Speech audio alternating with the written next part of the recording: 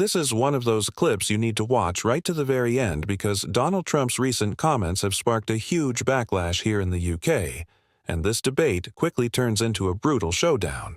Before we dive into the full story, comment where you're watching from, and don't forget to like and subscribe so you don't miss the next one. In this clip, we're going to watch a UK news panel put serious pressure on Carla Sands as she attempts to defend Trump's comments. The panel refuses to let the claims slide, and the exchange becomes more intense with every question. Watch the full clip, and afterwards I'll give you my thoughts, break down what happened, and explain why this debate has people talking. Let's get into it. Well, let me bring in now Carla Sands, who is a Trump supporter and former US ambassador to Denmark in his first term. Good evening to you. Donald Trump said, just to repeat his words, Donald Trump speaking of NATO allies, including Britain, they'll say they sent some troops to Afghanistan, and they did. They stayed a little back, a little off the front lines. That's just not true, is it? Well, so President Trump is dealing with a lot of issues. They're global issues. He totally respects the troops and their sacrifices. And I will just say the UK and the Danes were shoulder to shoulder with American troops. But what he is looking at is the whole of NATO and its effectiveness and also its contributions when we were in the Afghanistan war. And I do have to say the majority of those NATO allies had caveats. Think of Germany or Italy. One was in, defense only, and one was sort of support.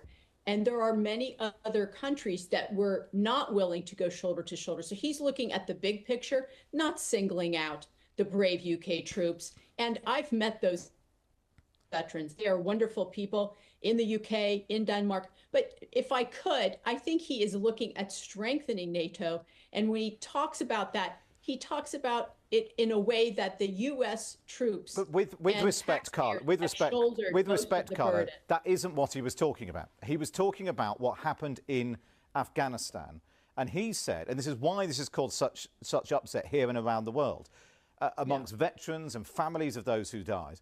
In Afghanistan, 3,500 NATO troops were killed, including 457 UK military personnel.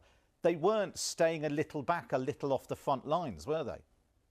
Your UK troops, the Danish troops, a handful of others were shoulder to shoulder with us. But I'm saying that the majority of the NATO countries are not like the UK. But he was wrong. He didn't say some. He didn't single out other countries.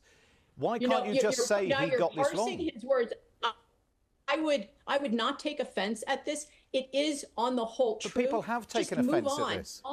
We honor our veterans. There's no country that honors veterans more than the United States. We share how to do that with so many NATO allies. We share best practices. Many NATO countries have not taken care of their veterans. So it's not true that we don't respect veterans. He was speaking overall. NATO did not carry their weight when we were in that war. And I'm not talking about the UK. I'm not talking about the Danes. But he was.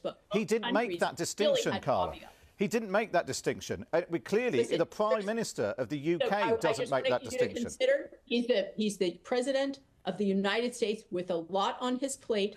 He may not have said it the right way. That's not an excuse for not knowing that hundreds of people from outside the UK, from outside the US, that's not an excuse for not knowing how many, the hundreds of soldiers and troops from outside the US were killed. I'm sorry. He doesn't know every detail about every allied nation. Well, maybe he shouldn't be talking about it then.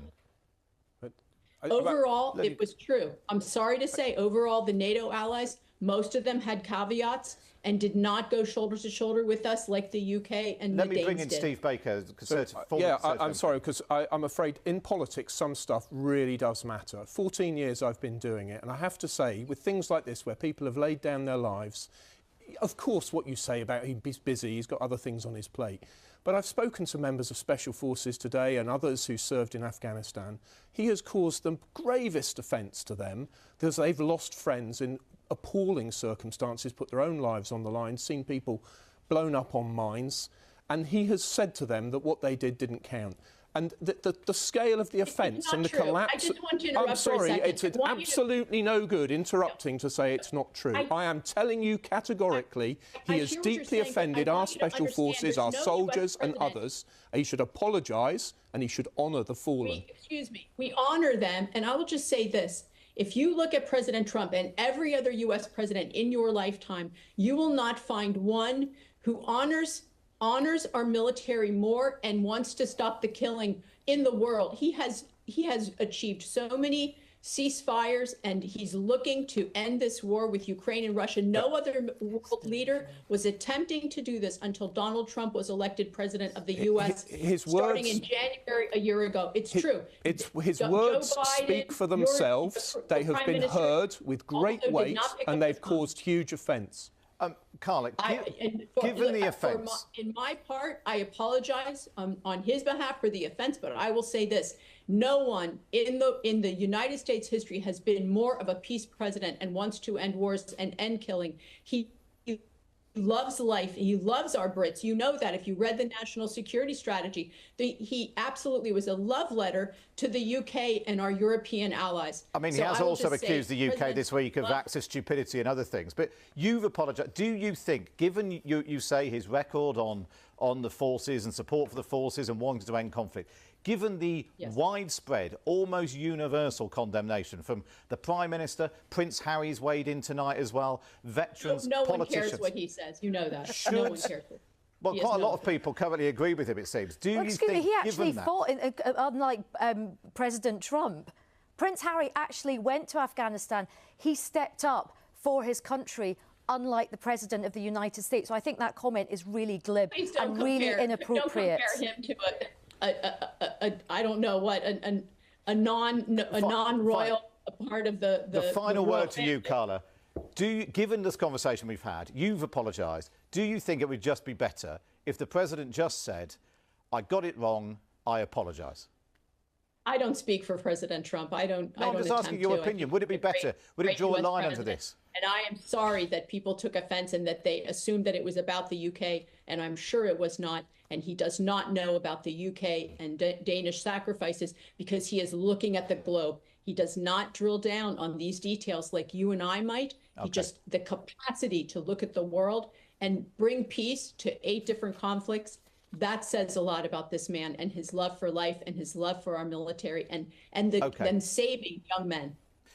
Carla, good to speak to you. Thank you for joining us this evening. Nice to speak with you. And this is exactly why exchanges like this matter. If Donald Trump genuinely didn't know the facts, then the obvious question is simple. Why make the comments in the first place? And if he got it wrong, why is it so difficult for his supporters to simply admit it instead of trying to defend the indefensible? That's what stood out to me throughout this entire debate. Rather than acknowledging a mistake, we saw another attempt to explain it away, even after the facts had been laid out.